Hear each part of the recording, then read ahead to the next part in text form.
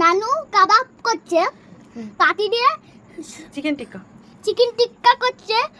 সব খাবারই কাঠিতে ঢুকিয়ে নিচ্ছে, ভাজবে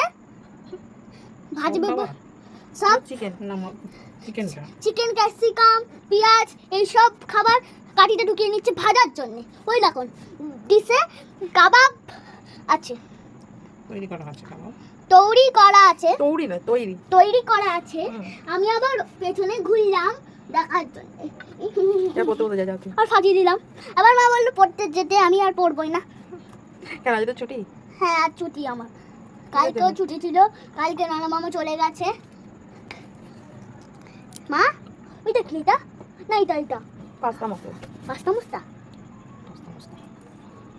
আরে এই দেখেন নানু তেল ব্রাশ করছে কড়ায়, চিকেন টিক্কা বানাবে, তাই জন্য চিকেন টিক্কার কড়া বসিয়ে দিয়েছে, আগুন জ্বালিয়ে দিয়েছে, তারপরে ব্রাশ করে নিয়েছে। এবার দেখেন, এবার দিচ্ছে 4টে করে দিয়ে কটা ধরবে,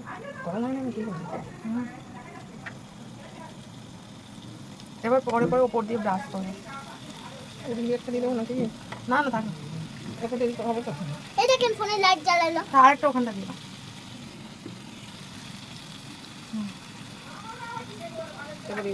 এখন চাপা দাও, চাপা দিয়ে দিল। এই যে সোনাইয়ের প্লেট সাজিয়ে দেওয়া হয়েছে।